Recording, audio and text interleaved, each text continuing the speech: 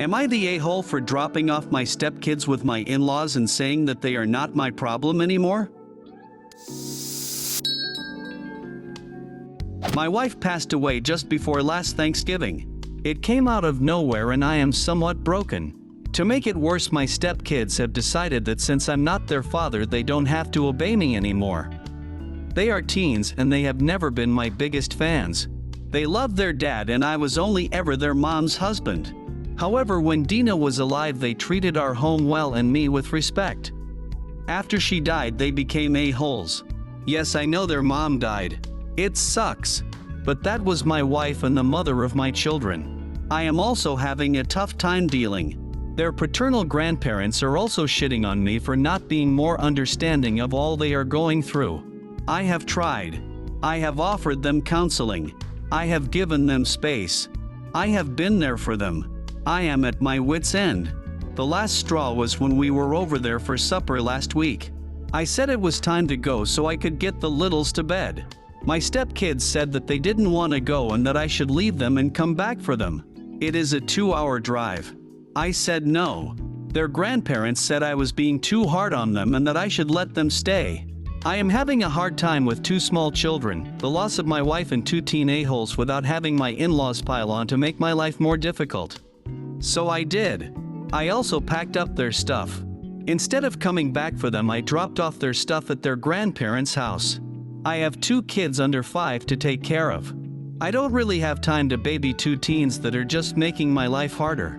My house is clean for the first time in weeks. My kids are sleeping through the night. My stepkids are living with their uncle in the same city as me so they can finish high school with their friends. Everyone on their dad's side is against me. I really don't care. I was told by both of them and by their father that I am not to try and parent them. So I'm not. I actually do not have any parental rights over them. Their dad was not even okay with me being a contact for them at school. So his parents bear the contact. My wife left behind a small life insurance policy which I will divide between the 4 kids.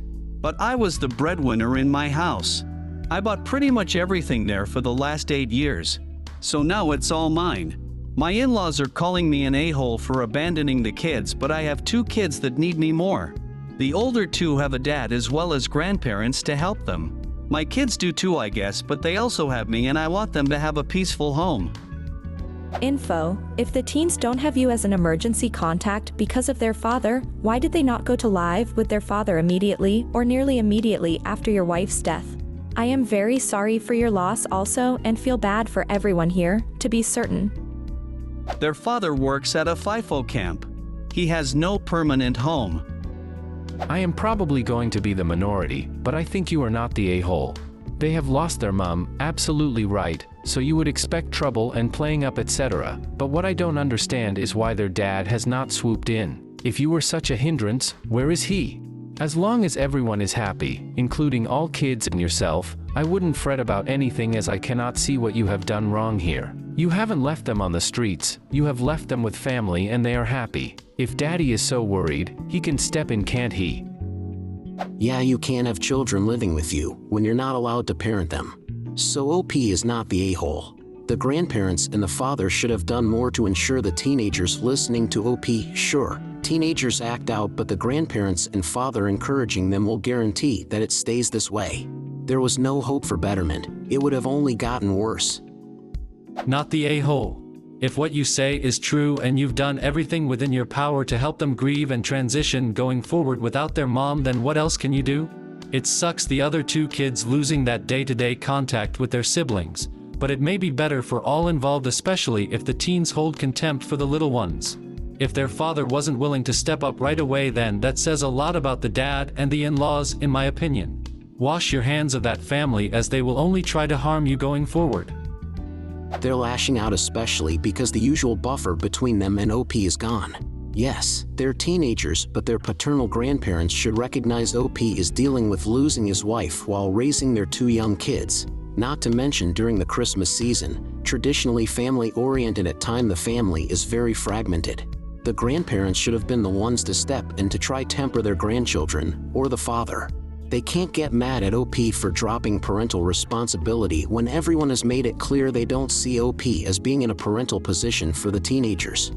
It's abundantly clear OP is only tolerated as a resource rather than as a person who is grieving, but he doesn't even have any support person he mentions. Am I the a-hole for excluding my niece from my son's birthday party after she ruined his first party? Last week, I hosted my son James' 9 birthday party at my parents' house. I paid for and organized the whole event. We just had to use my parents' place because our house was being renovated. My parents had agreed and said they had no problems. I had invited James' closest friends from school and football club for the party, and 2 of his cousins from his dad's side that he's very close with. James had made it clear he wanted a friends-only party and I was okay with it. However, the day before, my sister Linda called me angry that her daughter Ava, 11, was not invited. I tried to explain that it wasn't a party for family members. Also, James wasn't very close to Ava. She is a bit spoiled and always picks fight with James wherever they are made to play together. Linda didn't want to listen and cried that Ava was having a hard time making friends in school and it didn't help if her own cousin was excluding her. I felt sorry, but I didn't relent and Linda cut the call. She then called Mom and they tried to convince James behind my back. He also said no and told me. My parents apologized and I thought that was it. Fast forward on the party date, I have everything arranged and the party is going well. Halfway through it, Linda arrives with Ava and my parents say they'll end the party early if I don't let Ava join. I reluctantly did. James was upset, but I told him to ignore her and enjoy time with his friends. Ava tried joining the games but would get upset and scream if she lost and Linda would make the kids restart. Obviously, the kids lost interest and stopped playing and it upset James. They tried playing football but since Ava couldn't play, she constantly interrupted them. They went to the living room to play Xbox. Ava failed a few rounds and got angry and left. Nothing worked for her and James didn't care. After a few hours, I took the kids to cut the cake only to find Ava had thrown it to the floor and was crying at the table because everyone was mean to her. This was the final straw and James started screaming at her. He called her a loser and evil and started crying because his party was ruined. Linda was upset and asked James to apologize. I stepped in and told Linda to take Ava and get out. My parents stepped in and told me James was out of line and Ava was just a kid. I was so angry then that I just ended the party altogether and told Linda her daughter has no friends because she's a brat. I called my husband and we took all the kids to McDonald's and got a different cake for James to cut there. I took pics and posted them to Facebook as well. Since then, I've received calls and texts from Linda calling me a bitch and a-hole for excluding Ava and has been demanding James apologize. My parents have berated me as well and are angry because James now refuses to speak to them. I'm not sure if James should apologize and I don't want to either.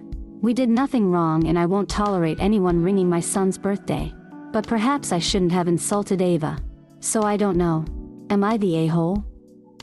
Not the a-hole in my opinion. I think the people who owe James the biggest apology are the grandparents. They threatened to end the party early if the cousin wasn't allowed in. And look what happened. She's a spoiled brat who can't control her impulses and his parents don't care. At least you know now to never have a party in the environment you don't either own as your own home or control as the paid place. As for your son yelling at her for ruining his cake, I'm surprised he didn't try to do more than just yell. And your son is very justified to not talk to your grandparents, both of that cousin, ever again. Maybe if you would parent your child and teach her some stuff, she would have to be able to make friends. If this is how she acts, why would anyone want to be around her? You saved the party as best you could. And I would definitely talk to your parents about the fact that they have no right to demand. Who comes to your son's party even if it is their house? Agreed. They already knew Linda Ava wasn't invited and it was very sneaky. The biggest a-hole is definitely the grandparents. My mother insisted I allow Ava to stay since she was already there. When I tried stopping her at the door, Linda started talking and crying loudly, which resulted in the kids stopping their games and just looking at us awkwardly. I thought it would be horrible for them to watch a family fight because Linda can be vicious when she's mad. So I let Ava in and just promised James I'll give him extra cake if he let Ava stay. That all went downhill after that. My boy is very sad. He was so angry that Ava didn't get a timeout. He asked me why I put him in timeouts for bad behavior if Ava can get away with it. My husband is angry now because my family is a bad influence on James. James was happy after we took him out. He said he thought McDonald's was cooler than my party, so there's that. I'm just glad my boy didn't go to bed angry on his birthday. Your son has put up with enough crap from your family. You would be the a-hole if you even suggest he apologize. You may want to talk to him about how he deals with his anger, but that is another issue. His anger and hurt are justified. As for the rest, this is not an Ava problem. This is a parent and grandparent problem, and I would go low or no contact with your family until they apologize and make restitution to James for ruining his birthday. What do you think of these stories? Leave a comment and subscribe to the channel for more interesting stories.